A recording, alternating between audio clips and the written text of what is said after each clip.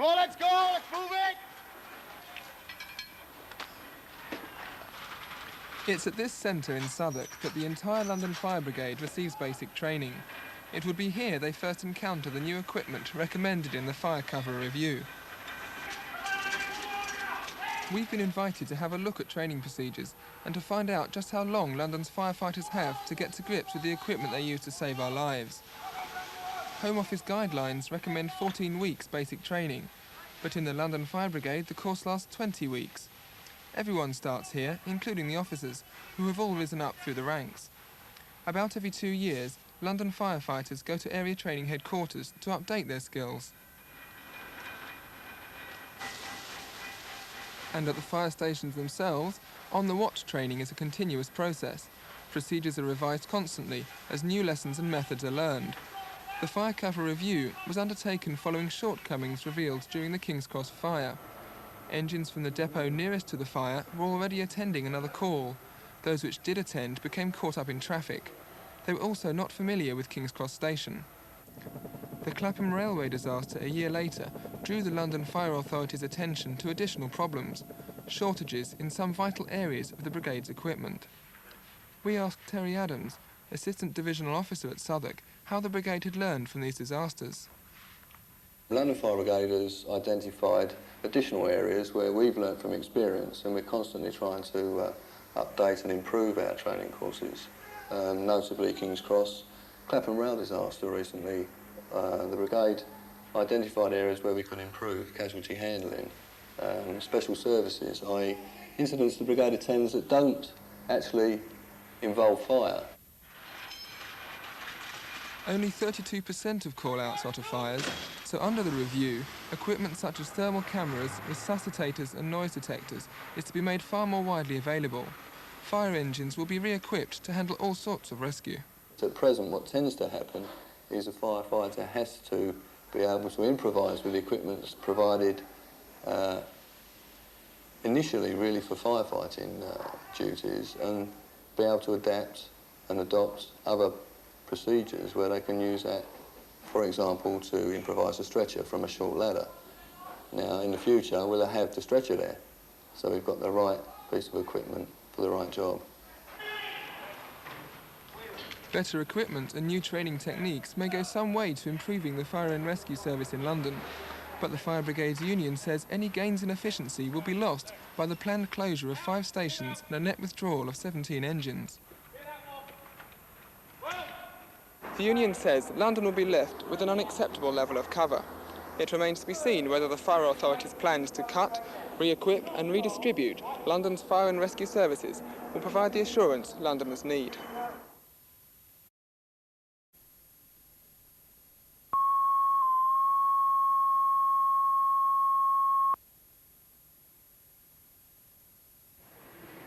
Dillons were offering 25% off the 6 titles on the shortlist until the publishers took out injunctions ordering them to stop.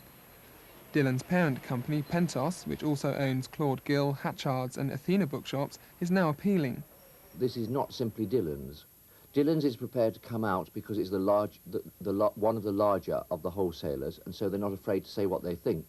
But if you actually go and canvass opinion, there's something like a good 40% of publishers who themselves would also like to see it go.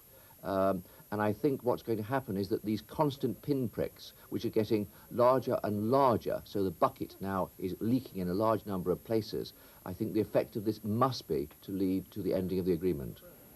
The agreement guarantees a minimum selling price set by the publisher, below which traders are not allowed to sell a title.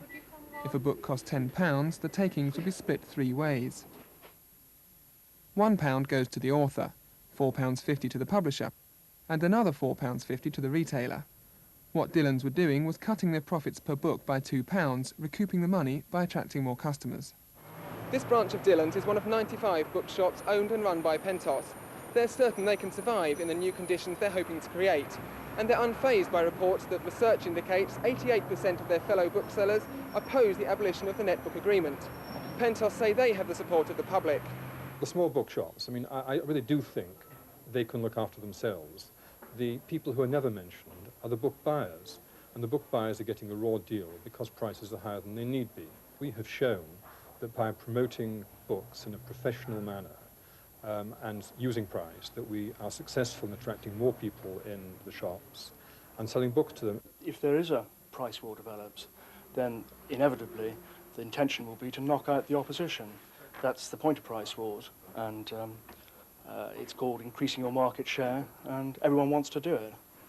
But the problem is that if, as in America, you get domination by one or perhaps two chains of booksellers, then you can really say goodbye to any kind of diversity, indeed any kind of competition. And I think probably by that time you'll say goodbye to any kind of discounting, because there won't be any need for it then. The feeling in the industry is that even if Pentos don't win this round, in the end the reformers will win this fight. That victory could well change the nature of British publishing, but it would be unlikely to diminish its profitability.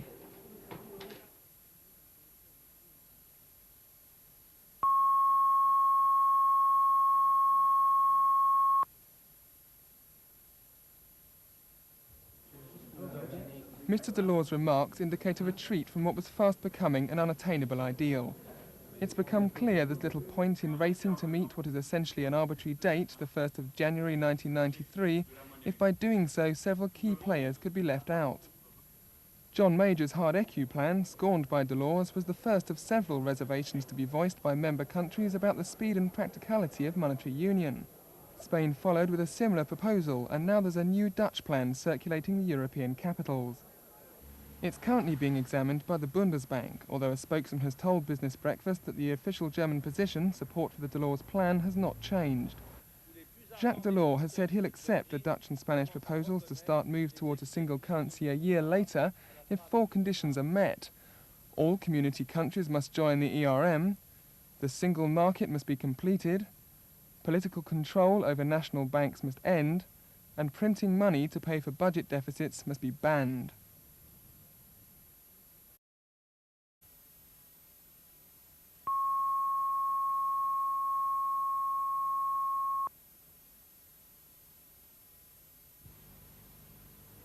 Back in 1986, the dole queues grew to more than 3 million people. Now unemployment is on the rise again, passing the 1.7 million mark in last week's figures, with the Employment Secretary Michael Howard admitting there's worse to come. The government has announced more cash for schemes to get the unemployed back to work, but according to this report, cash alone is not enough. They're looking at the problem in the wrong way. The author says it's a mistake to regard the unemployed as a static group. He says the people filling the dole queues change all the time, and for many, landing a job is not the end of the problem. 2/3 of the unemployed who are back in work within 6 months of losing their jobs are out of work again within another 12 months. So they're taking unsatisfactory jobs simply to get back into work, and those jobs then often turn out to be short-term and temporary. Bill Daniels' study used a sample of people drawn from job centres around the country. People like Thomas Lynch, who lives in West London. He's been unemployed on and off since the early 80s, working in a variety of jobs from labouring to hairdressing, his profession. He admits he has an additional problem, a criminal record, but says with his skills it should be possible to get him back to work. But he doesn't feel he's been helped by his meetings with staff of the employment training programme. A lot of the people that's in it don't even know what they're doing. They keep passing the buck from one to the other. Whether because their new thing started up or whatever, I don't know. So you're saying it seems a farce. the staff don't know what they're doing? Yeah, 90% of them. They've got the best intentions, but... The study concludes that attempts to contain wage inflation using the threat of unemployment mean more actual unemployment for people like Mr. Lynch. And while they're successful in reducing their income, it has little or no effect, so the survey says, on the more secure workers in the market who actually set the wages trend. Another research group blames that on collective bargaining by powerful trade unions. It defends the government's approach. We should look at ways of helping people be motivated and giving them more support to get back to work. I believe that the job clubs and some of the training schemes and some of the restart initiatives which have recently been taken have achieved that purpose. They've targeted on giving people self-confidence, helping them to find job leads and getting them back to work as quickly as possible. But a recent government report revealed that only a quarter of people taking part in the employment training scheme ended up back in full-time jobs. Thomas Lynch and others like him will be hoping today's report will lead to redoubled efforts to improve on that figure. A team of American scientists say they have new evidence that Europeans explored North America more than a century before Columbus reached it in 1492. The team from Cornell University in New York State bases its claims on a stone dug up in the Midwestern state of Minnesota more than 100 years ago. Americans celebrating the discovery of their country by Christopher Columbus, who sailed from the Italian port of Genoa in 1492. The date has long been etched into the minds of generations of American schoolchildren, regarded by white Americans at least as the very foundation of their history. But was it? Not only have Native American Indians protested that they were there all along, but now there's new evidence that Columbus was not the first European anyway. A team of scientists from Cornell University has been taking another look at a stone called the Kensington Stone, found in Minnesota more than a century ago. Previously dismissed as a hoax, they now say the date engraved on it, 1362, could be genuine. Carvings tell the story of how a group of Scandinavian explorers returned to their camp one day to find their companions had been killed by Indians. If the stone is genuine, it means that European settlers penetrated much further into the American interior than had been thought. Until now, although it was known the Vikings explored the northern coast as early as 1000 AD, it was believed they had failed to establish any long-term settlements. The new study could change all that. Schoolchildren in the United States could soon find themselves learning from new history books. Nick Tarry, BBC News. Well, time now for a look at the world weather with Bill Giles. Hello again, some very interesting weather over Europe just at the moment. Last night, Russia's Kirov Ballet Company began a 5-week season at the Colosseum Theatre here in London. The company is well known throughout the world for its classical ballet, but now it's developing a more modern approach. Nick Tarry reports on how the Kirov is dancing in step with commercial reality. Crowds gather for the opening night of the Kirov Ballet's new season in London. The Kirov's repertoire is as popular as ever. But now it's different. There are more kicks, more high jumps, more acrobatics, a style that's designed to pull in the audiences. Among the familiar faces such as Makhabat Vaziev and Irmania Radza are several up-and-coming young dancers who are being propelled to the foreground by the Kirov's radical artistic director Oleg Vinogradov. Having only just finished a season in New York, the dancers have had just 2 days since their arrival in London to prepare for their opening night, a performance of Petipa's La Bayadère, specially created for the Kirov Ballet last century. This company has long been thought of as the secure guardian of classical ballet, but now there are signs of change. Outwardly, the Kirov Ballet Company seems to dance in perfect step, yet rumours persist that behind the scenes there is discord. There are doubts about artistic direction and worries over money. Since Oleg Vinogradov took over 18 years ago, he's not been afraid of controversy in bringing in what he sees as a vital new regime. Это нормальное явление, потому что мы получаем, публика получает. Acrobatics as well as stretching and jumping are well introduced in all modern performances. We do it in order to enrich the quality of the performances, in order well just to satisfy the people who know very well the position of the modern level of the ballet. Mr. Vinogradov's policies have made him many enemies. He's even been attacked in the street and now has to employ bodyguards. His appointment of 2 young assistants from among the dancers was controversial. They exercise a lot of power on the frequent occasions when Vinogradov is abroad pursuing other projects. Among these is a ballet school in the United States, started with the help of the Reverend Sun Moon's Unification Church. That's fueled speculation that the Kirov is desperate for money. Named after a communist politician assassinated in the 1930s, it feels the loss of the old Soviet state's patronage. I think the underlying problem, as with most things in Russia, is money. And the Kirov relies on the state for its subvention, and of course the Russian state is in difficulties paying everybody, and ballet is not exactly a priority.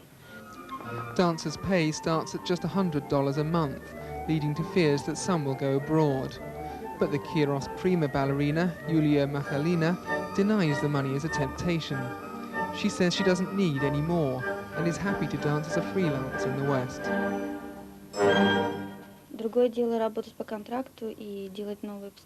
When you have a possibility to work, well, freelance and to participate in other performances. Despite its troubles, the Kirov continues to delight audiences around the world. And if that leads to charges of populism, its best defence may be that it is simply Western-style commercial reality. Nick Tarry, BBC News. You're watching BBC Newsday. And we'll be back with a news roundup in a couple of minutes' time.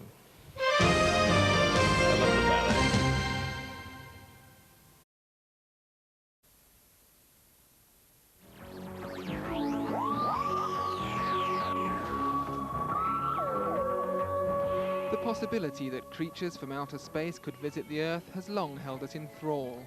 But since the coming of film and television, terrestrial humans have been free to let their imaginations run wild. Who are you? Answer! Now there's a new film everyone's talking about, and it's supposed to be fact, not fiction. Actually, it's an old film, which a former US Air Force cameraman says he shot in the 1940s. We're not allowed to see it yet, but a few leaked photos show what is claimed to be an autopsy performed on the bodies of 2 space aliens whose craft crashed in the United States. Philip Mantle of the British UFO Research Association has been acting as a consultant to the new owner of the film, who is reported to have paid the retired cameraman hundreds of thousands of dollars for it. You can see the 6 digits on the hand, the enlarged abdomen, no navel, the head, small ears, small mouth, small nose, again the large black eyes. Close-up of the creature's foot. A curious feature, of course, is it has 6 toes. The film's owners have shown it to select members of the medical profession to try to find out more.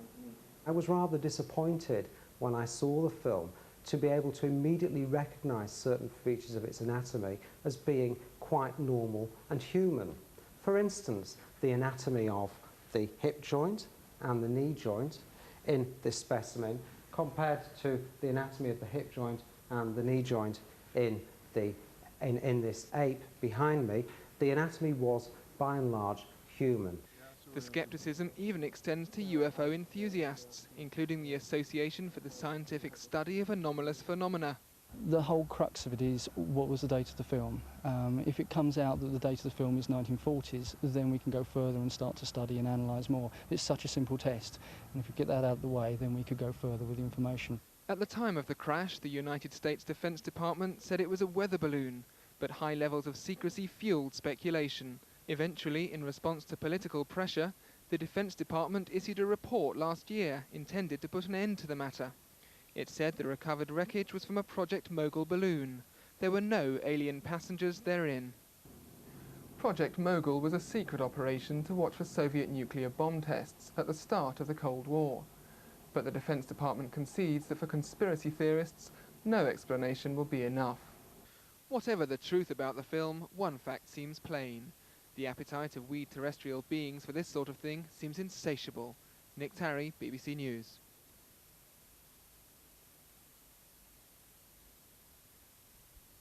Jews will parade through London next month, carrying images of their gods to their new home, a temple called the Neasden Mandir. The temple is the largest built outside India for centuries and is set to become the focus for Hinduism in Britain.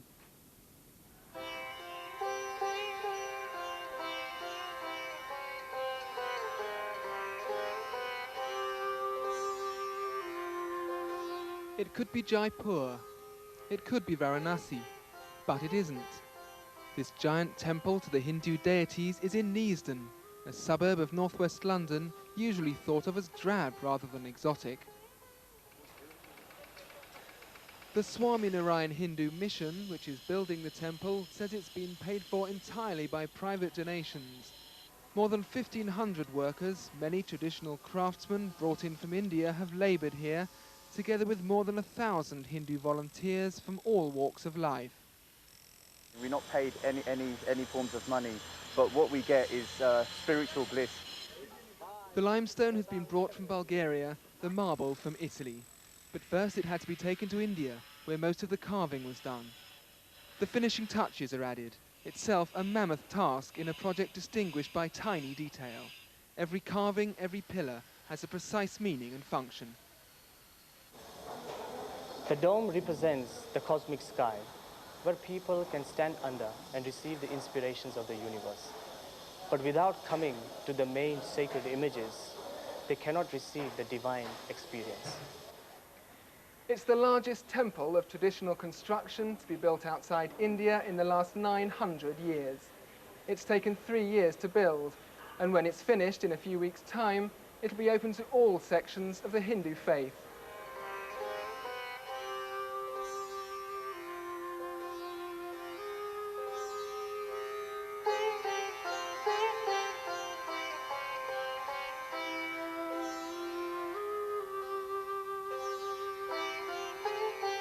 The methods of construction go back 1,000 years, and there are few concessions to modern techniques. India really is the crafts workshop of the world, and the riches and the wealth of talent and skill which is there in India could be exploited not just for Indian buildings, whether in India or abroad, but by everybody. It's clearly an important landmark for Hindus, and for London, it's an exotic addition to the skyline. Nick Tarry, BBC News, Neasden. Now it's time for a look at the day's business news and for more about... Last night, the Kirov Ballet Company from Russia began a 5-week season in London. The company is well known throughout the world for its classical ballet, but now it's developing a more modern approach. Nick Tarry reports on how the Kirov is dancing in step with commercial realities. Crowds gather for the opening night of the Kirov Ballet's new season in London. The Kirov's repertoire is as popular as ever. But now it's different. There are more kicks, more high jumps, more acrobatics, a style that's designed to pull in the audiences. Among the familiar faces such as Makhabat Vaziev and Irmania Radza are several up-and-coming young dancers who are being propelled to the foreground by the Kirov's radical artistic director Oleg Vinogradov. Having only just finished a season in New York, the dancers have had just 2 days since their arrival in London to prepare for their opening night, a performance of Petipa's La Bayadere, specially created for the Kirov Ballet last century. This company has long been thought of as the secure guardian of classical ballet, but now there are signs of change. Outwardly, the Kirov Ballet Company seems to dance in perfect step, yet rumours persist that behind the scenes there is discord. There are doubts about artistic direction and worries over money. Since Oleg Vinogradov took over 18 years ago, he's not been afraid of controversy in bringing in what he sees as a vital new regime. Это нормальное явление, потому что мы получаем, публика получает. Acrobatics as well as stretching and jumping are well introduced in all modern performances. We do it in order to enrich the quality of the performances, in order well just to satisfy the people who know very well the position of the modern level of the ballet. Mr. Vinogradov's policies have made him many enemies. He's even been attacked in the streets and now has to employ bodyguards. His appointment of 2 young assistants from among the dancers was controversial. They exercise a lot of power on the frequent occasions when Vinogradov is abroad pursuing other projects. Among these is a ballet school in the United States, started with the help of the Reverend Sun Moon's Unification Church. That's fueled speculation that the Kirov is desperate for money. Named after a communist politician assassinated in the 1930s, it feels the loss of the old Soviet state's patronage. I think the underlying problem, as with most things in Russia, is money. The Kirov relies on the state for its subvention, and of course the Russian state is in difficulties paying everybody, and ballet is not exactly a priority. Dancers' pay starts at just $100 a month, leading to fears that some will go abroad. But the Kirov's prima ballerina, Yulia Makhalina, denies the money is a temptation. She says she doesn't need any more, and is happy to dance as a freelance in the West.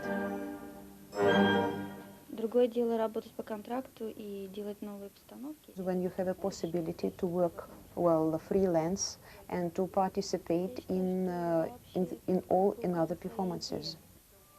Despite its troubles, the Kirov continues to delight audiences around the world.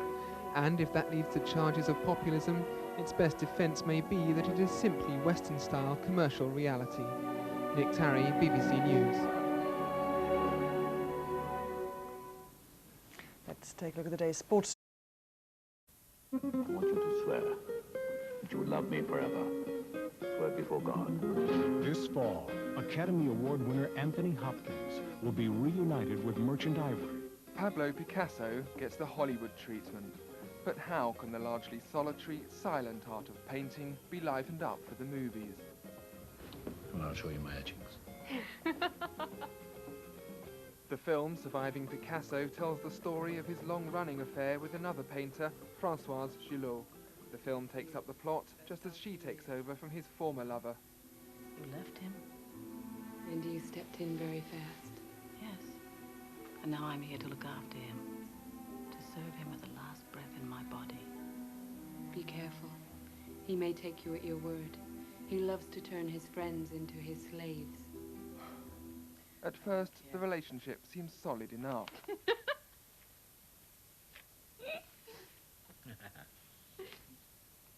In fact, there have been several women, hundreds, thousands of them. Just can't remember. So many. Now there's only you. But it's not long before the film settles down to its central theme. You're my assailant. Pull yourself together. You may be a great painter, but morally you're worthless. You live an evil life. You have contaminated the whole world. So far, since opening in the United States, Surviving Picasso has not proved popular with audiences or critics. I phoned Picasso's friend and best-known biographer in New York to ask his opinion. I think it's a simply terrible film, based on a very unfair book, a book by a woman called Stassinopoulos, which is probably the worst book ever written about Picasso, and which demonizes Picasso and takes tremendous liberties with the truth. I mean, these hideous pictures, these bad performances, the boredom of the film, I would think would put people off for life. It hasn't been a success. It was a flop. Yeah. Pablo Picasso was arguably the greatest painter of the 20th century, and yet none of his artwork appears in the film. When his family discovered the film was to be about his love life rather than his art, they withdrew their cooperation and his paintings. All the art in the film is fake. Video running, and action, Dennis. Undaunted, the filmmakers pressed on. You've got to just relax and say, well, okay, we're not making a documentary, it's a film. It's meant to be drama, and there's an artistic license, hopefully. So I hope that people who come to see it don't get really pernickety about that and sort of think, oh, but Picasso doesn't do that, or he didn't behave like that, or there's nothing written that he did that. A couple of people who watched comment very nicely that I seem to have got the rhythm of the man, or the essence, as they say. Those in the art world, rather than Hollywood, are still likely to prefer their own memories of Picasso. It was like the end of an entire era for us when Picasso died. He's always loomed enormous in our sort of artistic lives, and I think really I feel very privileged to have been around at the same time as Matisse and Picasso, because I think they're the sort of artists who come up every 500 years. The filmmakers, Merchant Ivory, could find themselves confronted by a fundamental contradiction. Devotees of Picasso might not appreciate such an irreverent portrait of their hero, and those who like sex and scandal at the movies may not find it titillating enough. Nick Tarry, BBC News.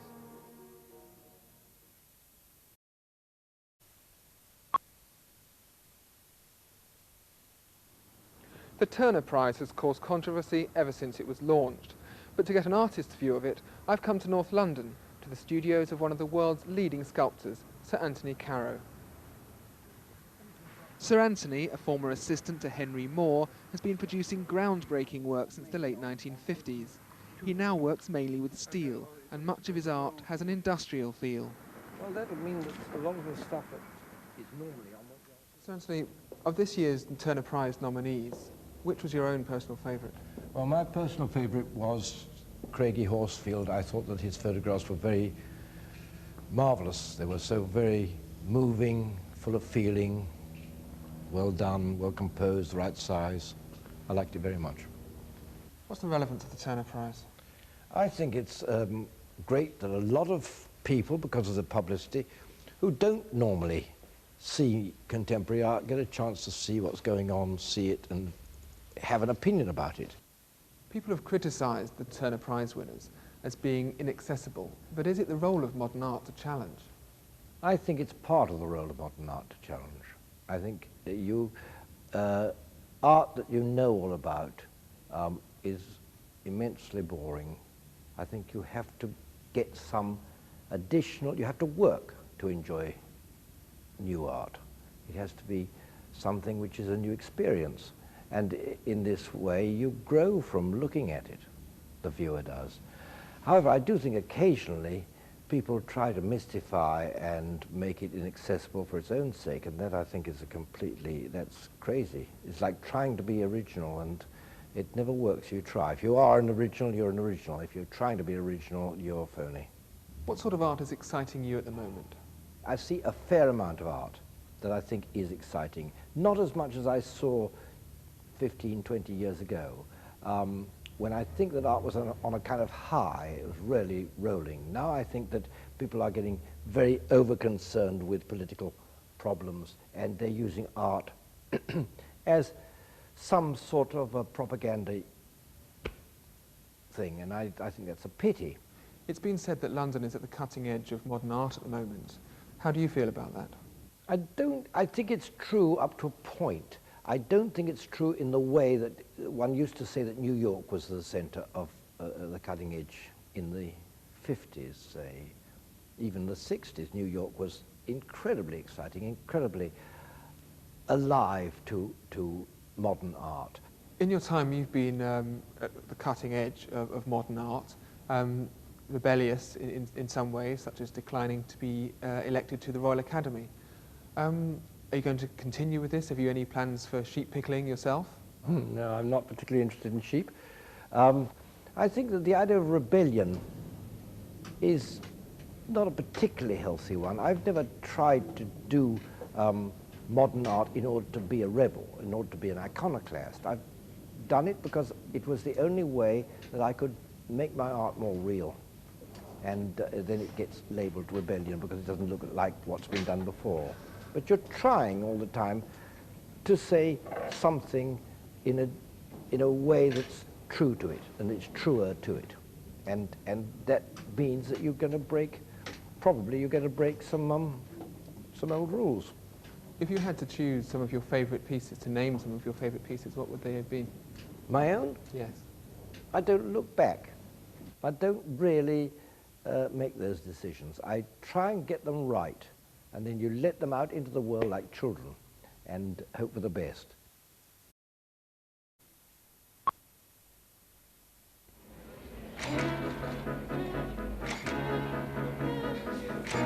Ryuichi Sakamoto in London for a concert to promote his new album.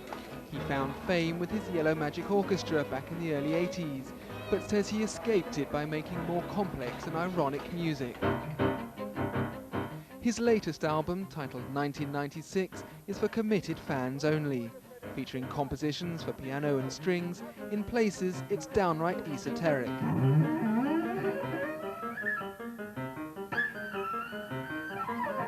A long time ago, I kind of stopped following new things, new trends. Many people talk about styles or genres or categories, and I don't care those.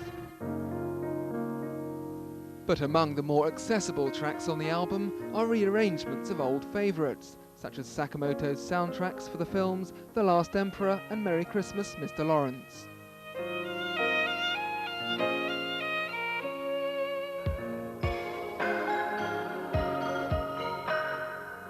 Ryuichi Sakamoto's career has been as diverse as his music. Seen here in A Scene with David Bowie, he's an actor, composer, musician, and Oscar-winning writer of film scores.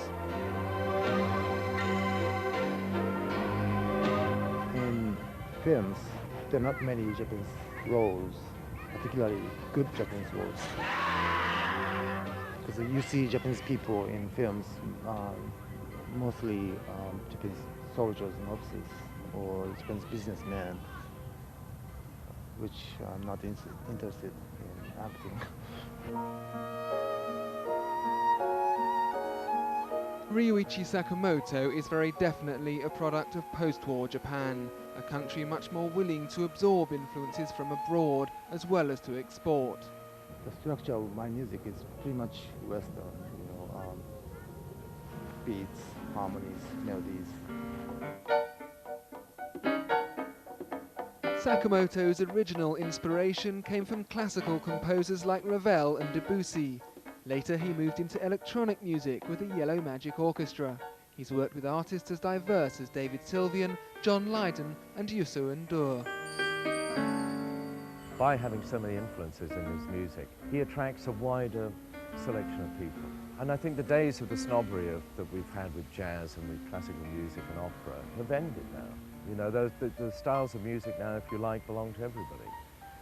And he's a great world artist in that he draws in all these different influences and so makes his music constantly different and more interesting. Ryuichi Sakamoto, who's been credited with blending ancient with modern, Eastern with Western, and classical with popular music influences. But he says he's not trying to be all things to all men. He believes he's found a map in his head, leading him between different cultures. I keep changing styles. Even on one album, some tracks are hip-hoppy, some other tracks are sort of classical. Sakamoto says he doesn't belong to any one society. Internationalism isn't enough. He's thought up a new term, outer nationalism. Nick Tarry, BBC News, London.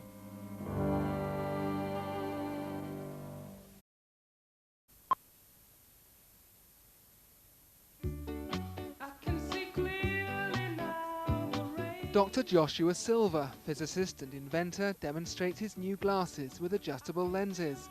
He's a man with a vision.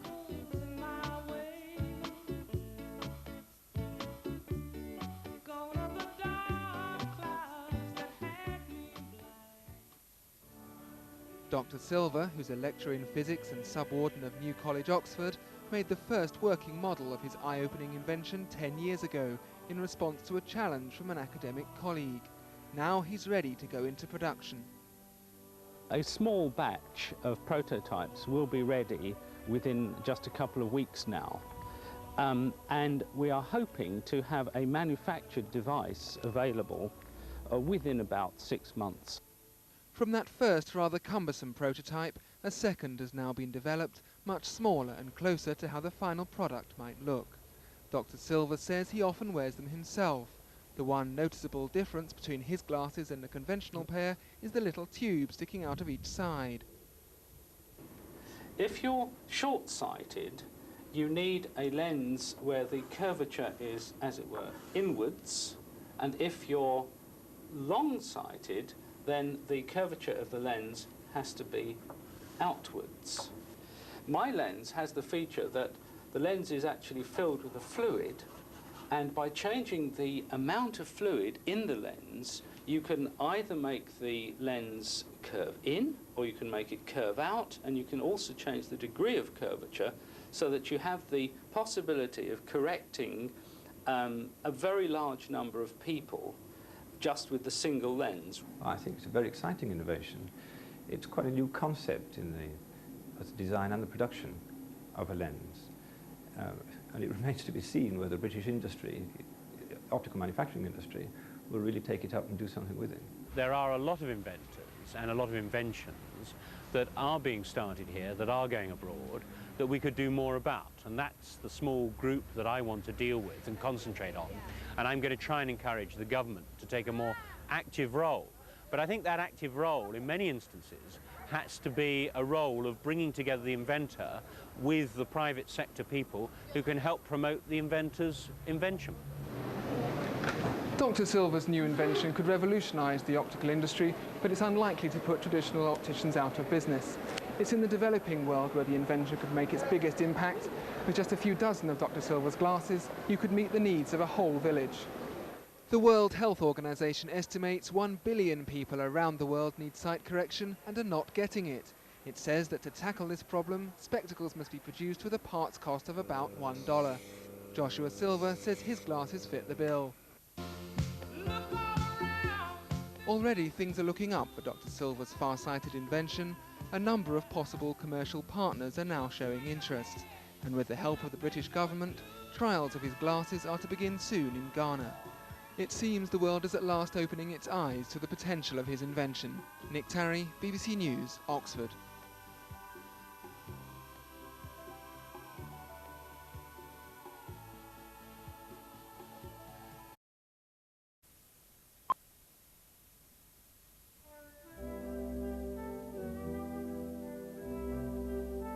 Have nothing in your houses that you do not know to be useful or believe to be beautiful.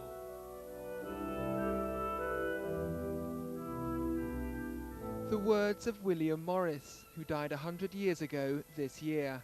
In the latter half of last century, his prolific talent for design earned him a worldwide reputation. Many of his designs remain in print to this day.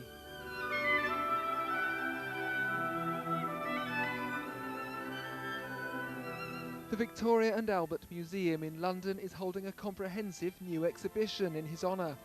It was an exhibition here in 1862 which launched Morris's company to commercial success.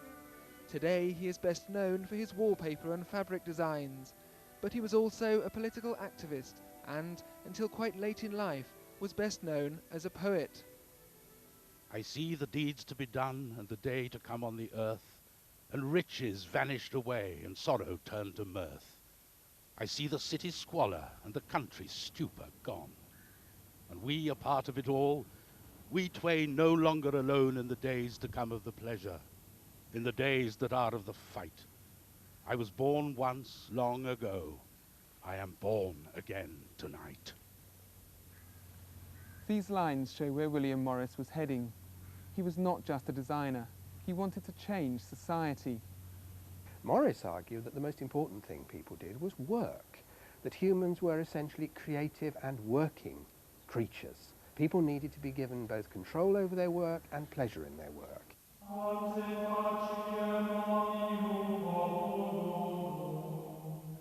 William Morris admired early religious communities. He was in love with the Middle Ages. He thought the Industrial Revolution had divorced the workers from the beauty and meaning of their work. In Morris's workshops, he aimed to make each employee an artist. He believed art and life were one. At the age of 49, he extended his theories to take in socialism. He toured the country giving lectures and even sold his library for the cause. He considered himself a Marxist revolutionary. Despite that, William Morris continued his career as a businessman. His handmade designs could only be afforded by the wealthy, and he complained he was ministering to the swinish rich. But he himself lived in some style. He leased this house, Kelmscott Manor in Oxfordshire, and called it his heaven on earth. Kelmscott Manor, the Morrises' summer home, shows how they really lived. It's filled to the brim with Morris's creations, an indication of his great energy. William Morris was a restless man. He would fly into great rages, once even biting into the tabletop during an argument. He would kick the doors and once even threw his dinner out of the window. The Morrises' married life was equally tense. Morris sought refuge from his domestic troubles in the beauty of nature all around him. He threw himself more and more into his work, naming his patterns after the plants which had inspired him. Morris's final venture was to set up a printing operation next to his London home at Hammersmith. He called them both, Kelmscott House and the Kelmscott Press, after his beloved country retreat. And all the while he kept on writing, campaigning and designing. Art and politics were completely inseparable to Morris. He had this view that art was everybody's birthright, that everybody deserved more beauty in their lives, that everyone had creative urges which needed actually by right to be developed. At the time of his death at home in London at the age of just 62, his doctor said he had died simply of being William Morris, of doing the work of more than 10 men. Nick Tarry, BBC News.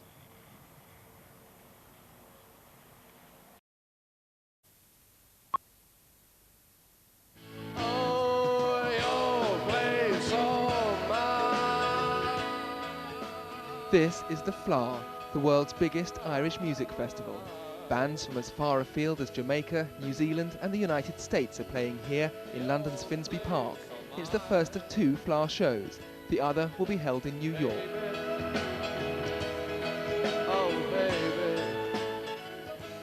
You don't have to be Irish to play here, but it helps. Being Irish, of the sort of northern variety, it's good to be playing an Irish festival. Of course, it's not quite as Irish as it used to be, but that's cool.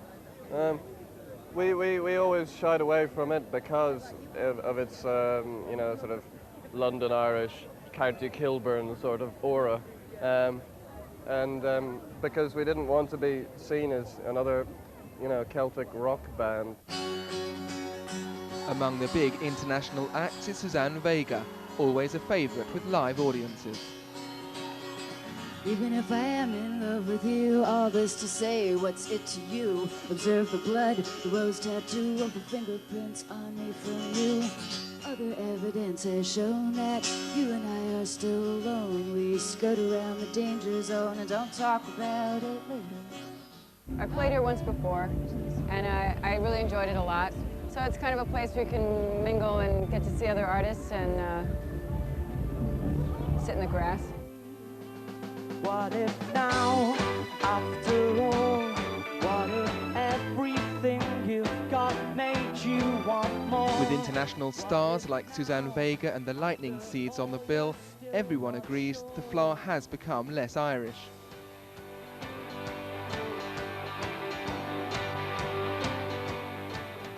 Still, the core is still Irish music, but we had to move away really to if it was going to have any legs and last for this period of 8 years. After the first 3 years, we realized we didn't have a headliner that would pull 25,000 people plus.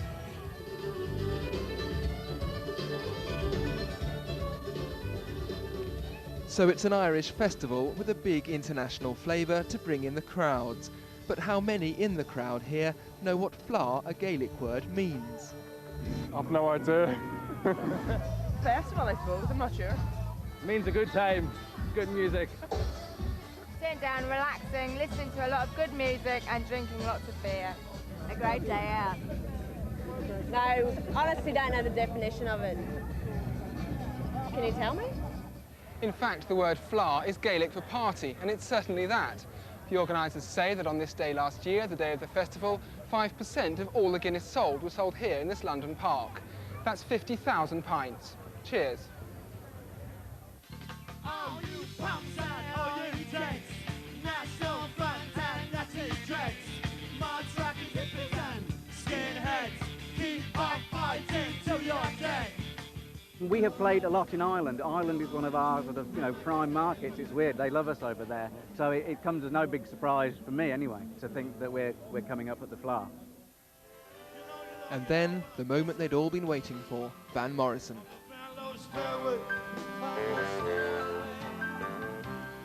Because He doesn't play that many gigs, and he doesn't give interviews. He prefers to say his music speaks for itself. and I'm a fool for you. Nick Tarry, BBC News at Finsbury Park in North London.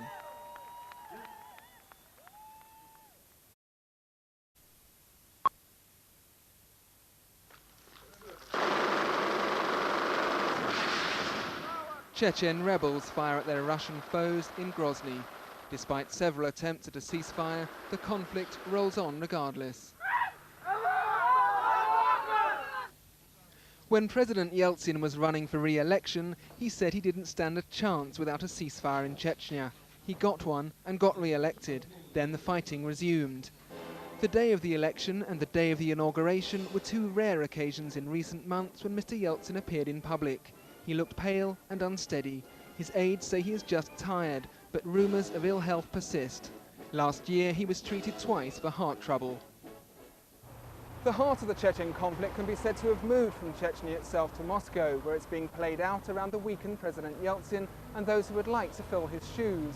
The man with the most to gain from solving the conflict is his right-hand man, Alexander Lebed, and though President Yeltsin appointed him to do just that, he doesn't want to see him grow too strong. When he was given the job of sorting out Chechnya, the upwardly mobile Mr. Lebed remarked that somebody seemed to want to see him trip up. But he said he relished the challenge. Well, at this point, it looks like General Lebed has all powers to make decisions on Chechnya policies.